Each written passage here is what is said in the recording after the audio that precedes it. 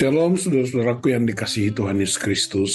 Sebelum kita istirahat malam ini, saya ajak kita untuk merenungkan Filipi pasal 3 ayat 7 dan 8. Tetapi apa yang dahulu merupakan keuntungan bagiku, sekarang kuanggap kerugian karena Kristus.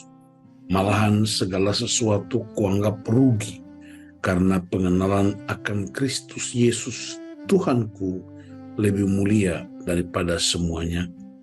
Karena dialah aku telah melepaskan semuanya itu dan menganggapnya sampah supaya aku memperoleh Kristus. Saudara-saudara, Rasul Paulus memberi pernyataan yang sangat luar biasa. Karena sebelum dia terima Tuhan Yesus, dia hidup dalam berbagai macam tradisi budaya latar belakang yang amat hebat dan menganggap itu sebagai sebuah kebanggaan. Dan suatu ketika Paulus berjumpa dengan Kristus di pintu gerbang kota Damsyik, dia membuat pernyataan iman dengan mengumumkan semua kurikulum vitae yang dulu menjadi kebanggaan sekarang menjadi sebuah kerugian. Apa kurikulum vitae-nya Paulus sebelum dia berjumpa Kristus? 3 ayat 5 dan 6. Disunat pada hari ke-8 dari bangsa Israel, dari suku Benjamin, orang Ibrani asli. Tentang pendirian terhadap hukum Taurat, aku orang Farisi. Tentang kegiatan aku penganiaya jemaat, dan tentang kebenaran dalam mentaati hukum Taurat, aku tidak bercacat.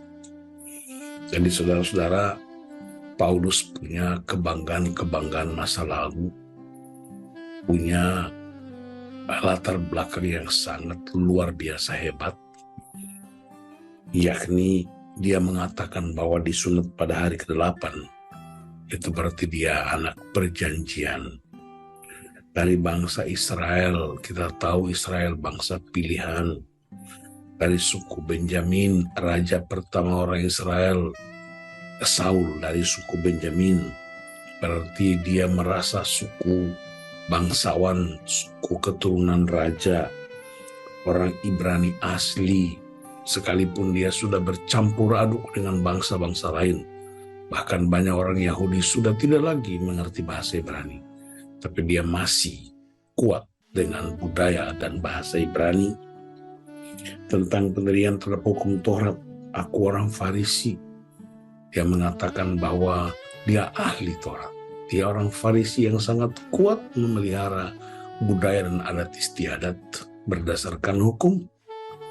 Tentang kegiatan aku penganiaya jemaat, yang lebih mengutamakan aturan-aturan hukum Yahudi daripada kebenaran-kebenaran ilahi.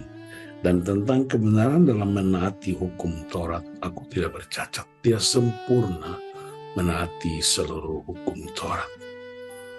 Tetapi ketika dia berjumpa dengan Kristus, dia berkata semua kurikulum vitae-nya tadi itu ternyata sebuah kerugian. Nothing. Bahkan ayat 8 dia berkata semuanya sampah. Sampah dalam bahasa Yunani, skubalon, artinya kotoran manusia. Jadi, saudara bisa melihat bahwa ketika seseorang dari masa lalunya begitu hebat, membanggakannya sebagai sebuah kehormatan yang begitu dahsyat. Tetapi ketika berjumpa dengan Kristus, terjadi keputusan yang radikal. Kristus segala-galanya.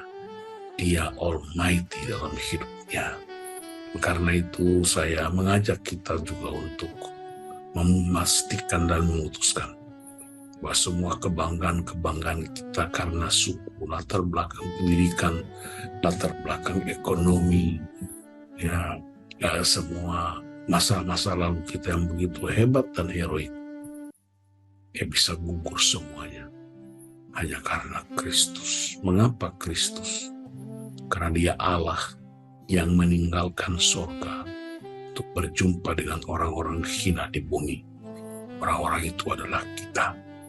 Dia menjadi sama dengan manusia, dan dia memilih mengalami penderitaan menggantikan kita. Dia memilih mati di kayu salib menggantikan kita, dan dia bangkit untuk memberi kita pengharapan yang baru. Bahkan dia naik ke surga menyediakan tempat. Itulah alasan mengapa lebih dahsyat mengenal Kristus daripada bangga dengan semua hal-hal yang duniawi yang suatu ketika akan lenyap. Saya berdoa supaya kita semua anggota jemaat, warga gereja, anak-anak Tuhan punya keputusan yang radikal seperti Paulus terhadap Kristus. Kristuslah segala-galanya. Kristuslah jalan dan kebenaran dan hidup. Tuhan Yesus memberkati kita. Haleluya. Amin.